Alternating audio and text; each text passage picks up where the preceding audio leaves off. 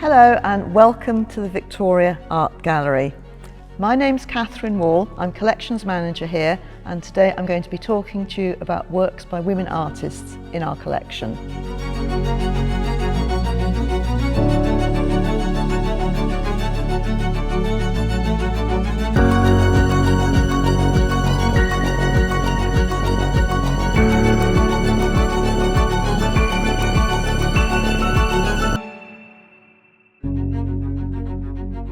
I'm going to start by talking about this wonderful portrait of the Polish artist Anna Bilinska.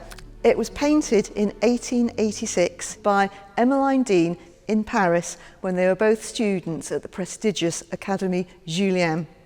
Even though when we found it in our stores we didn't know that much about it, in its day it was a terribly famous painting. It was on display in the Paris Salon in 1886, and apparently it was one of the works that people would come in and marvel at because it's just so striking and charismatic and fabulous.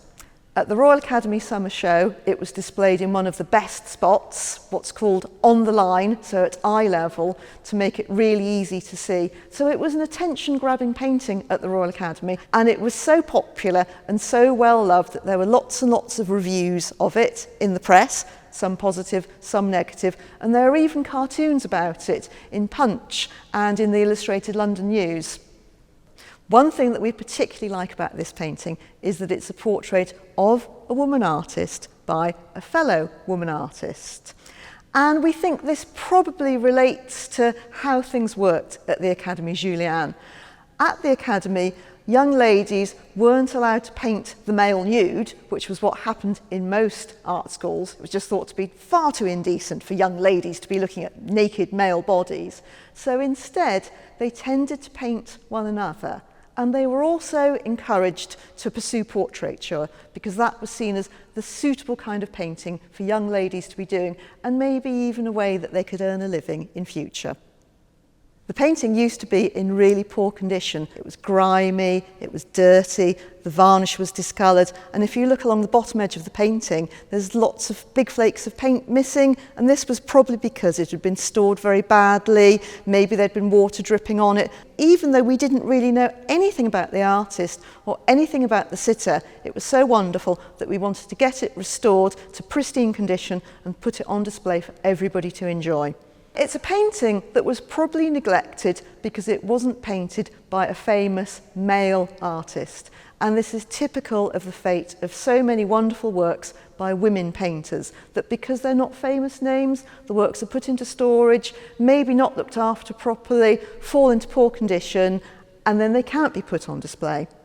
Now, when we came across the painting of Bilinska in our stores a long time ago, it really was a bit of a mystery because we knew who'd painted it, we knew that the sitter was a Polish artist, but that was all that we knew about it. What we didn't know at that point was that curators at the National Museum in Warsaw were starting to conduct research into Anna Bilinska because they have a number of paintings by her in their collection, and to them she was a bit of a mystery figure, but they could see that she was a wonderful artist and they wanted to find out more about her and really, kind of build up her reputation and give her the recognition that she deserved.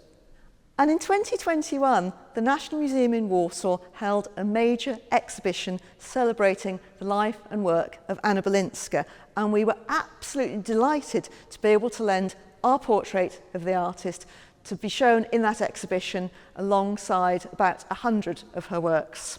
Now, here we've got Emmeline Deane's scrapbook, in which the artist cut out and pasted in reviews of her painting of Anna Bilinska when it was in the Royal Academy Summer Show.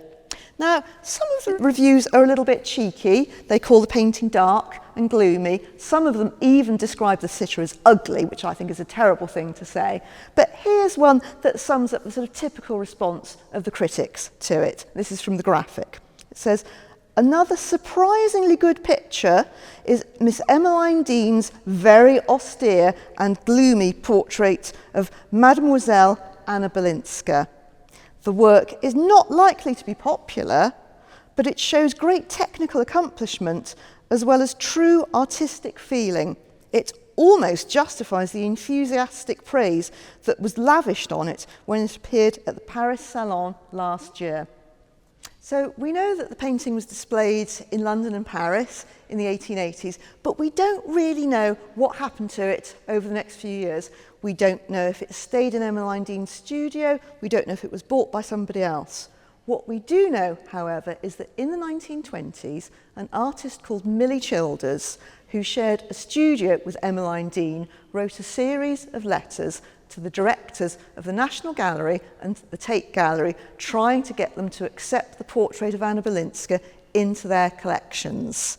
We have many letters on file from the directors of those institutions saying, it's not really for us, it's not really our kind of thing, we've got too many works of art in our collection already, so no thank you, we don't want it. And I mean, I very much feel that their loss is the Victoria Art Gallery's gain. It's absolutely wonderful that we have the painting here, though it didn't come here immediately. We believe that Millie Childers gave it to a fellow artist, Helen Lavinia Cochrane, who also features in this series on women artists. And in the last year of her life, Helen Lavinia Cochrane left the painting to the Victoria Art Gallery because I think she felt that given that Emmeline Deane had been born in Bath, it was really important for her most famous work of art to come back here and act as a sort of permanent memorial to Emmeline Deane in her home city.